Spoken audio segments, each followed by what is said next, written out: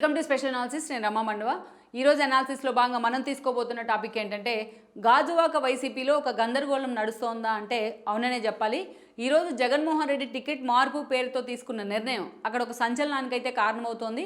అసలు గాజువాకలో వైఎస్ఆర్సీపీ భవిష్యత్తు ఏ మలుపు తిరుగుతుందా అని ఎవరు చెప్పలేని పరిస్థితి అయితే ఏర్పడింది అన్నది వాస్తవం. ఆ స్థాయిలో జగన్మోహన్ రెడ్డి కానీ వైసీపీ నేతలు కానీ అక్కడ సెల్ఫ్ గోల్ చేసుకున్నారనే ప్రచారం కూడా జరుగుతుంది, పర్టికులర్లీ గాజువాక సీట్లో. ఈరోజు మనం చూసినట్లయితే వైజాగ్ పరిధిలో అత్యంత కీలకమైన అసెంబ్లీ స్థానం అనేది గాజువాక. మొన్న 2019 ఎన్నికల్లో పవన్ కళ్యాణ్ తాను పోటీ చేసే స్థానాల్లో ఒకటి భీమవరంగా ఎంచుకుంటే రెండో దాన్ని గాజువాక నుంచి ఎంచుకున్నారు. సో గాజువాక నుంచి ఆ ఎన్నికల్లో పవన్ కళ్యాణ్ పోటీ చేయడం జరిగింది. అయితే వైఎస్ఆర్సీపీ నుంచి తిప్పల నాగిరెడ్డి చాలా సీనియర్ నేతగా ఉన్నారు. ఆయన అక్కడి నుంచి ఎమ్మెల్యేగా ఈజీగా గెలుచున్నారు పవన్ కళ్యాణ్ మీద. సో పవన్ కళ్యాణ్ని ఓడించిన వ్యక్తిగా కూడా తిప్పల నాగిరెడ్డికి ఒక ఎక్స్పోజర్ అయితే వచ్చింది గాజువాక పరిధిలో.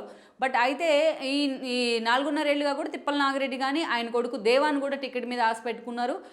తన తండ్రికి వయసురీత్యా టికెట్ ఇవ్వకపోయినా తనకు టికెట్ ఇస్తారనే ఆలోచనతో దేవాన్ రెడ్డి అక్కడ పూర్తి స్థాయిలో కాన్స్టిట్యున్సీలో ప్రజల మధ్య ఉంటూ ఆ టికెట్ మీద ఎన్నో ఆశలు పెట్టుకుంటూ వచ్చారు. కానీ జగన్మోహన్ రెడ్డి ఈ రోజున టికెట్ల మార్పు పేరుతో అక్కడ ఒక కొత్త ప్రయోగానికి అయితే శ్రీకారం చుట్టారు. అక్కడ ఉరికూటి రామచంద్రరావుకు జగన్మోహన్ రెడ్డి తన ఫస్ట్ ఫేజ్ టికెట్ అనౌన్స్లో భాగంగా తిప్పల నాగిరెడ్డి కనీస సమాచారం లేకుండా దేవాన్ రెడ్డిని కన్సెంట్లో కూడా తీసుకోకుండా వాళ్ళిద్దరినీ పూర్తిగా పక్కన పెడుతూ ఉరికూటి రామచంద్రరావును అక్కడ ఎమ్మెల్యే అభ్యర్థిగా కూడా ప్రకటించారు. ఈరోజు చూసినట్లయితే అదే స్థాయిలో ఆ టికెట్ను ఒక దశలో ఏదైతే మంత్రిగా ఉన్న గుడివాడ లాంటి వాళ్ళు కూడా ఎక్స్పెక్ట్ చేయడం జరిగింది. బట్ ఆ సీటు గుడివాడకి కనీసం అనకాపల్లి కూడా కేటాయించే పరిస్థితి లేదు. అలాగని గాజువాక కూడా జగన్మోహన్ రెడ్డి ఇవ్వకుండా ఆయన పక్కన పెట్టారని అనుకోవాలి. సో అలాంటి సిచ్యువేషన్లో పర్టికులర్గా కొన్ని గ్రూపులు అయితే ఉన్నాయి గాజువాక అసెంబ్లీ పరిధిలో.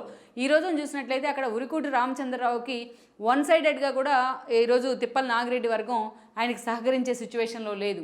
అటు దేవాన్ రెడ్డి వర్గం కానీ ఇటు ఆయన తండ్రి వర్గం కానీ పూర్తి స్థాయిలో వైఎస్ఆర్సీపీ మీద జగన్మోహన్ రెడ్డి తీరు మీద మండిపడుతూ వస్తుంది. ఇక ఈరోజు చూసినట్లయితే అటు గాజువాక నుంచి శ్రీనివాసరావుకు టికెట్ ఇచ్చేందుకు కూడా టీడీపీ సిద్ధమవుతోంది. మరి అది జనసేన కోరుతుందా లేకపోతే టీడీపీని ఆ సీటు కోసం పట్టుబడుతోందా అనే అంశం మీద మాత్రం ఒక కన్ఫ్యూజన్ అయితే ఉంది. బట్ జనసేన అక్కడి నుంచి పూర్తి స్థాయిలో గాజువాక నుంచి గతంలో పవన్ కళ్యాణే పోటీ చేశారు కాబట్టి ఆ టికెట్ తమకే ఇవ్వాలని కూడా పట్టుబట్టే అవకాశం అయితే స్పష్టంగా కనిపిస్తోంది.